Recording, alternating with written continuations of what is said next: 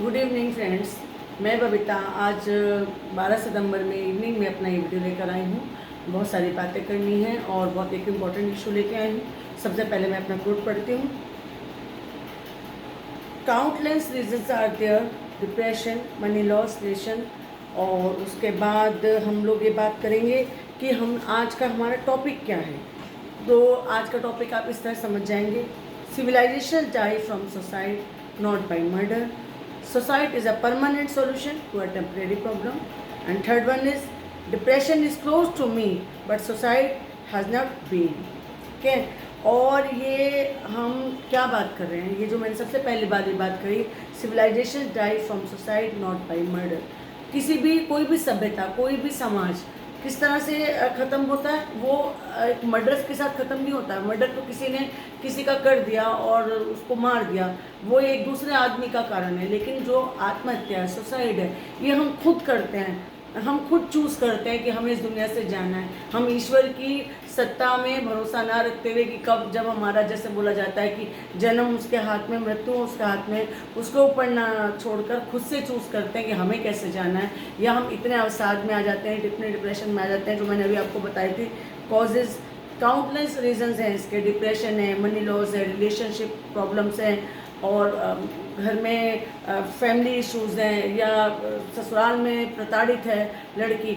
और बहुत ही इम्पोर्टेंट एक बात बताऊंगी. NSRB जो है उनका एक सर्वेक्षण है. In the year 2021 in Delhi city 2760 cases were reported in only the 2021 and recorded highest number of deaths by suicide in only Delhi city. And we are number one in India. India number one in suicide in all over the, even South Africa का भी नाम लिया जाता है. लेकिन India is also largest country जहाँ पर suicide होते हैं, उसमें दिल्ली नंबर 1 पर आता है. और उसमें आजकल स्टूडेंट्स के suicide, why the student suicide और वाई द लेडीज़. और उसमें हम केवल एक लेडीज़ को ही नहीं बोल सकते. अभी कुछ दिनों से मैन का सुसाइड भी बहुत ज़्यादा हमें सुनाई दे रहा है. NSRB ने पूरा एक खाका खींचा है. 1.7 lakh people died by suicide in 2022 in India. South Africa also have largest suicide rate, and Japan and Norway lower suicide rate. वहाँ पे अभी मैं आपको बताऊँगी वहाँ लोएस्ट क्यों है. और NSRB ने जो कॉजेज़ ऑफ सुसाइड बताए हैं due to NSRB: alcohol addiction, chronic disorder, chronic diseases, family issues, health issues, heart broke, दिल का टूटना जिसे बोलेंगे, feeling of loneliness, relationship problems, financial loss, physical problems and mental illness and professional issues. और एक थोड़ा सा कभी कभी ये भी हो जाता है कि लोनलीनेस, जैसे कि बड़े लोग, एजेड लोग हो जाते हैं, उनको कोई देखता नहीं है. इवन हमारे इंडिया में road accidents are the major cause of death. लेकिन आजकल सुसाइड भी एक बहुत मेजर कॉज बनता जा रहा है. इवन जैसे हार्ट अटैक, आजकल यंग एज में हार्ट अटैक भी दिखाई दे रहा है. एक एक करके हम बात करेंगे. लेकिन उसके बाद भी सुसाइड केस, अब मैं आज सुसाइड केस को लाई हूँ. इवन टुडे 12 समथिंग अराउंड 10 सितंबर हम लोगों ने सबने एक ये मनाया है, जिसको हम बोलेंगे वर्ल्ड सुसाइड प्रिवेंशन डे. हम उसको मनाते हैं हर साल. उसमें सुसाइड का प्रिवेंशन कैसे रोका जाए उसका दिन हम लोग मानते हैं. और अभी जब ये बात ही मैं आपसे कर रही हूँ, 9 सितंबर की रात को और 10 सितंबर को ही 2 ऐसे केस हैं जो कि आपने पूरे दिन सुने होंगे. One is from IIT Guwahati. I think BTech third year student commit suicide, only 21 years of age from UP and IIT Guwahati में. और IIT गुवाहाटी में ये सुसाइड का case within a month second case was it. और इस तरह से famous Malaika Arora's fathers mister Anil Arora commit suicide on maybe on 10 सितंबर नाइट और 11 सितंबर 10 सितंबर नाइट. या तो अभी उसके कॉजेज़ बताएंगे दोबारा से, जबकि 10 सितंबर को हमने ये प्रिवेंशन डे मनाया था सुसाइड का.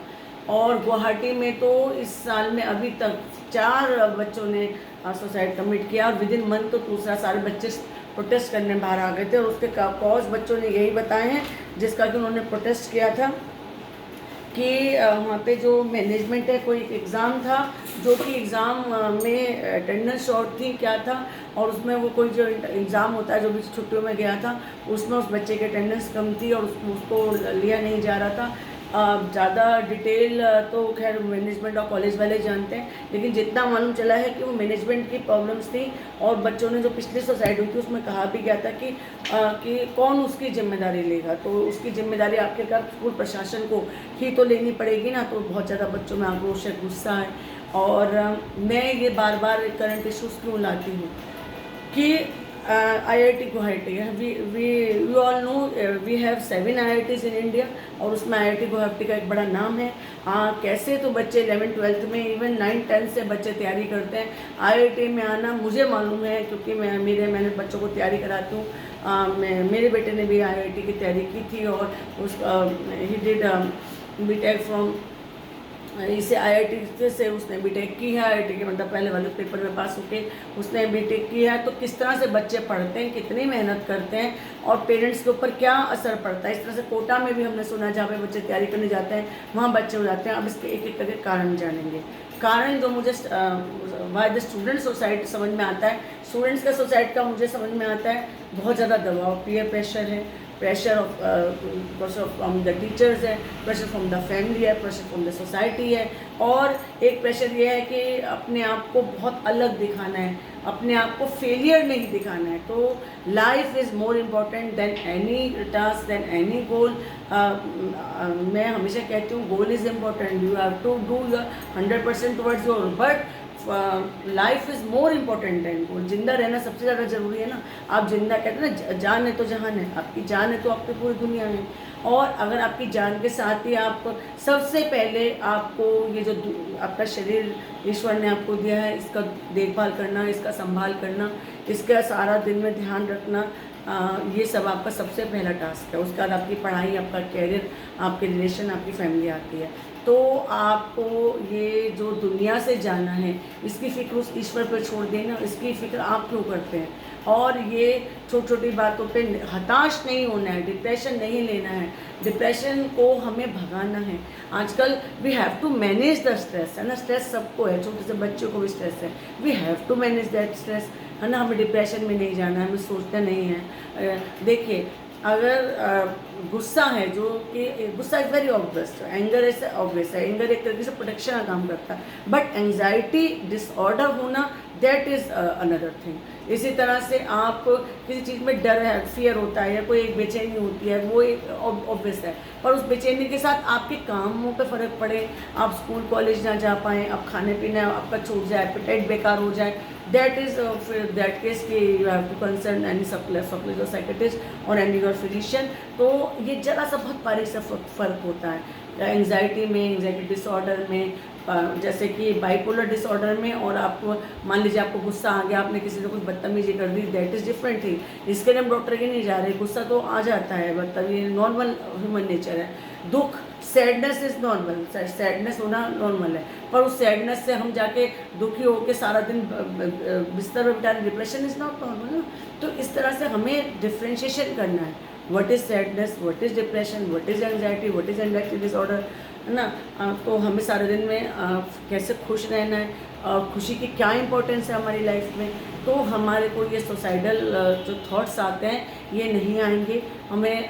अच्छा, एक बात बताऊँ, मैंने भी आपसे कहा था कि जापान और नॉर्वे में सबसे ज़्यादा कम, तो नॉर्वे के लोग बहुत खुश रहते हैं और जापान में सबसे कम सुसाइड होते हैं। उसकी वजह क्या है?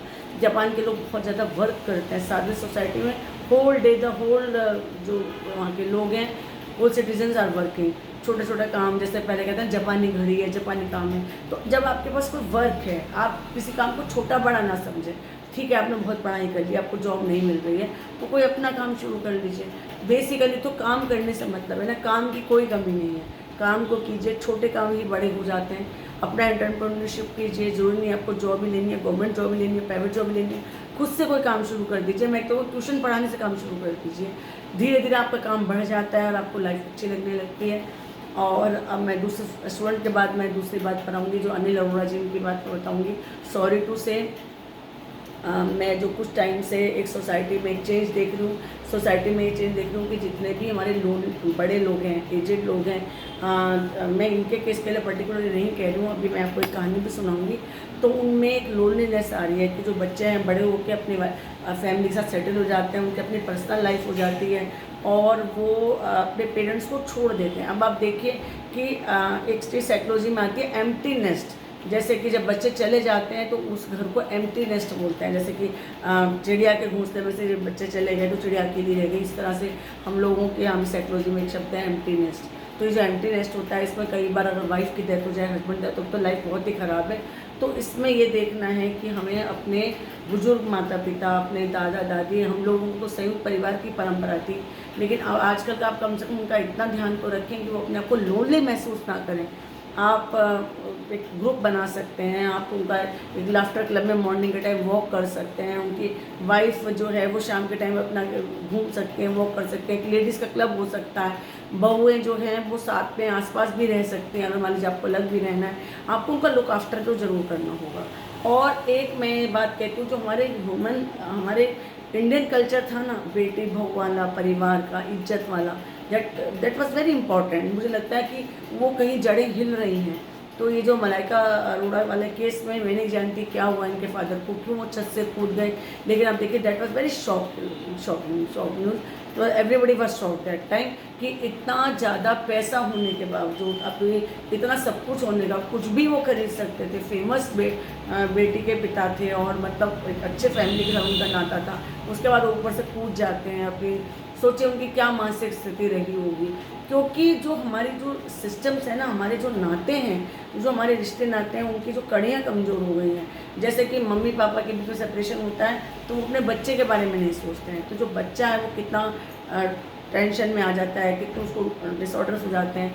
मेरा ये मानना है कि अगर आपकी नहीं बनती है तो भी आप अपने अपने कामों में बिजी रह सकते हैं, एकदम डाइवोर्स के लिए ना जाएं। अगर आपके पास बच्चे हैं तो आपको कहते हैं ना कि हम बच्चों को हम लाते हैं दुनिया में। मैंने बहुत पहले, कभी सालों पहले, मैंने एक डॉक्टर से बात की थी, ऐसे कोई बात चल रही थी, तो उन्होंने कहा कि आपका जो सबसे पहला फ़र्ज़ है वो आपका उन बच्चों के प्रति है जिन्हें कि आप दुनिया में लाए हैं, क्योंकि बच्चों को हम लाए हैं दुनिया में।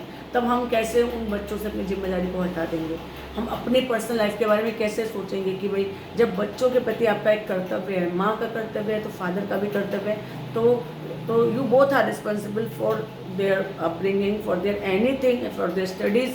तो आपको एज ए काउंसलर भी मैं बोलूँगी, रिलेशनशिप काउंसलिंग भी मैं करती हूँ कि अगर आपका एक छोटा बच्चा है और वो परेशान है और आपकी लड़ाई झगड़ों से घर में अजीब वातावरण है, तो डाइवोर्स की बजाय एक अंडरस्टैंडिंग से उस बच्चे के लिए सोचिए, ठीक है। इसके बाद मैं एक कहानी शेयर करूँगी।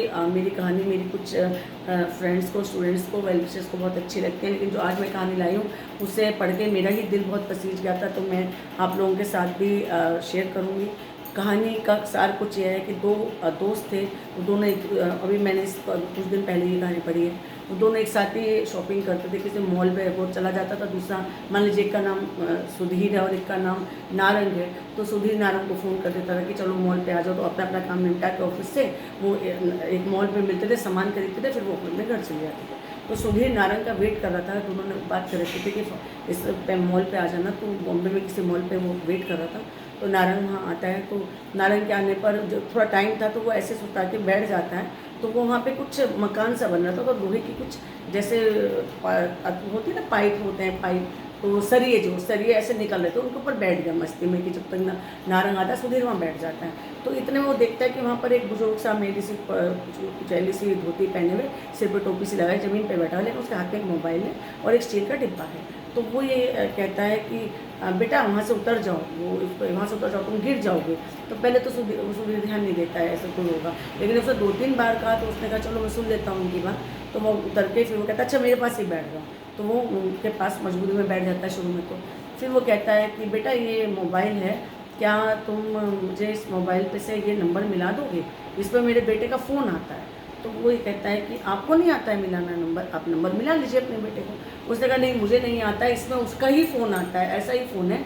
और उसके हाथ में एक पर्ची थी जिसमें कि एक एड्रेस था कि देखना ज़रा यहाँ हवाई जहाज उड़ेगा, वो मेरे बेटे को कहीं बाहर जाना है, पहले तो वो कभी कभी हम साल में 6 महीने में हम मिलने आ जाते थे। मैं और मेरी पत्नी गांव में रहते हैं। अब तो वो 2-4 साल के लिए विदेश जा रहा है अपनी पत्नी अपने बच्चे के साथ, तो मैं उससे मिलने आया हूँ गाँव से।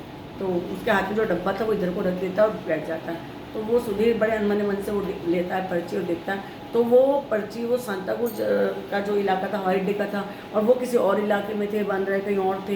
तो उसने कहा कि यहाँ तो हवाई जहाज़ नहीं है, यहाँ तो हवाई अड्डा नहीं है। तो समझ में आ गया कि उसके बेटे ने इनका मूर्ख बनाया है, क्योंकि गलत पता दिया है। फिर उसने जो फ़ोन नंबर पे फ़ोन मिलाया तो वो फ़ोन नंबर भी कट हो गया, फ़ोन नंबर भी उसके बेटे का नहीं था।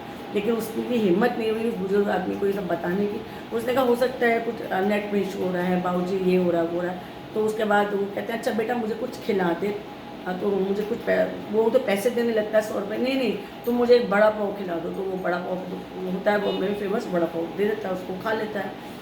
तो जब वो बड़ा पाव खा लेता है तो वो कहता है बाबूजी इस डब्बे में क्या है। तो वो डब्बा कहता है कि अच्छा। तो जब डब्बा खोलता है तो उस डब्बे में बहुत बढ़िया आटे के मेवे के लड्डू बने रखे थे, जिसकी घी की खुशबू और सुधीर से रहा नहीं गया। सुधीर कहता है अच्छा बाबूजी मुझे एक लड्डू खिला दो। उन्होंने कहा हाँ ये मेरी आंटी ने बनाया, तो वो मेरी पत्नी ने बनाया। तो वो लड्डू से देता, लड्डू का स्वाद उसको सुधीर कहता है कि मुझे बाद में वो लड्डू का स्वाद बहुत ज़्यादा रहता है कि किसके लिए है ये लड्डू की। ये लड्डू उसकी माँ ने, गौरव की माँ ने, लड़के का नाम गौरव था, कि उसके लिए भेजे। तो वो कहता है कि अच्छा बाबूजी। अब इतने देर में वो देखता है कि उसका दोस्त नारंग आ रहा है। तो नारंग को थोड़ा प्रश्न पूछने देखता है कि वाई यू आर सिटिंग, यहाँ पे क्यों बैठा हुआ है। तो वो थोड़ा सा उसको इशारा करता है। फिर वो कहता है अच्छा बाबूजी एक काम करते हैं, हम उसे ढूंढते हैं, आप मेरी गाड़ी में बैठ जाओ। और वो उसे अपनी गाड़ी में बिठा के अपने घर ले आते हैं शॉपिंग के बाद। वहाँ पर उनका सत्कार वगैरह करते हैं। जहाँ पर कल सुबह जाना, उसके बाद वो फिर लड्डू वगैरह रख के अगली सवेरे वो उनको वहाँ पे उसके गाँव की बस में बिठाने जाता है। और उसको कहता है कि आप फिर भी कभी आना हो तो मैं भी आपके बेटे जैसा हूँ, अपना पता देकर उनके बताओ। पूरे रास्ते वो सोचता हुआ था, क्योंकि उसके माता पिता नहीं थे, कि ये आजकल की पीढ़ी क्या है। तो उसकी आंखें भर जाती हैं और वो उनसे झूठ सच बोल के अपने घर आ जाता है। तो मैं सिर्फ, मेरा ध्यान सिर्फ इस बात पर है कि क्या हमारी शिक्षा, क्या हम लोग इस तरह की पीढ़ी को बड़ा कर रहे हैं कि हमारे जो अपना खून पानी जिसे बोलते हैं सींच कर बच्चों को IIT, नेफ्ट, डॉक्टर, इंजीनियर या बड़े अफसर बनाते हैं। बाद में हम उन बच्चों को, उन्हीं पेरेंट्स के ऊपर शर्म आती है जिन्होंने वो बनाया। इससे तो अच्छा ये नहीं होगा। I am very much confident and I am studied very well. This time I am enrolled in PhD and I am very much modern. But मैं थिंकिंग दैट कि हम लोग अपनी जड़ों को क्यों खोल कर रहे हैं। हम क्यों अपने पेरेंट्स को छोड़ देते हैं। हम क्यों किस सोसाइटी के पीछे भाग रहे हैं। इस सोसाइटी के पीछे जिसमें कि ये कल परसों के मलाइका अरोड़ा के फादर, जो कि इतने बड़े जरा थिंक अबाउट इट, कि उस ऊपर से वो कूद जाते हैं, जिनके पास किसी भी चीज़ की कमी नहीं थी, ना पैसे की, ना कहीं भी विदेश में जा सकते थे, कहीं भी घूम हो सकते थे। असली चीज़ को समझिए। मैं इस पीढ़ी को कहती हूँ असली चीज़ को समझिए। असली चीज़ें रिश्तों में, आपस में प्यार होना बहुत ज़रूरी है। हमारे जो आपस के रिश्ते हैं वो बंधे हुए होने चाहिए। जिस तरह से हमारी पीढ़ियाँ चलती हुई आ रही थी, हम आपस में भाई बहनों में प्यार होना चाहिए, रिश्तों में प्यार होना चाहिए। Think about it. अपने गहरे मन में सोचिए कि क्या उसके बाद हम खुश रह पाएंगे। जैसा हम अपने बच्चों को दिखाएंगे कि हम वैसा ही हम अपने पिता माता के साथ करेंगे, वही हमारे बच्चे देखेंगे। कल को हम उस जगह खड़े होंगे जहाँ पे आज हमारे माता पिता खड़े हैं। और इस तरह की जो घटनाएं सोसाइटी में हम देख रहे हैं, इवन मेरी प्रशासन के साथ, लोगों के साथ सबसे अपील है, आप बिल्कुल भी ना हिचकें काउंसलर से बात करने में। कोई आपको प्रॉब्लम है, कैसा महसूस करते हैं, नॉर्मल नहीं फील कर रहे हैं, तो काउंसलर से बात कीजिए। मैं हमेशा सबसे कहती हूँ कि मैं नॉर्मली 2 घंटे बात करने का टाइम देती हूँ। किसी को मरने से बचाना, आत्महत्या से बचाना बहुत बड़ा एक पुण्य का काम है। जिसको भी लगे, जैसा भी लगे। गुवाहाटी के प्रशासन के साथ भी मेरा थोड़ा सा ये है कि वहाँ बच्चे सड़कों पर उतरे हुए हैं, प्रदर्शन कर रहे हैं। 1 महीने में 2 बार ये आत्महत्या हो चुकी है। तो थोड़ा इसके बारे में सोचना चाहिए। और हमें अपने बड़े लोगों को अकेला नहीं छोड़ना है। आजकल तो आदमी मैन के बीच में बहुत ज़्यादा आत्महत्याएँ हो रही हैं। हमें क्यों आत्महत्या करनी है। अपनी जो हमें लाइफ ईश्वर ने दी है उसको संघर्ष के साथ, हिम्मत से उसको जीना। आज अपनी वाणी को यहीं विराम देती हूँ। और थोड़ा सा ये हो जाता है कि इस तरह की घटनाएं क्यों, तो उससे मन में शोक होता है। लेकिन फिर भी एक उम्मीद के साथ कि मेरी ये जो आज की वीडियो है थोड़ा सा आप लोगों को सोचना मदद करेगी। नमस्कार, धन्यवाद।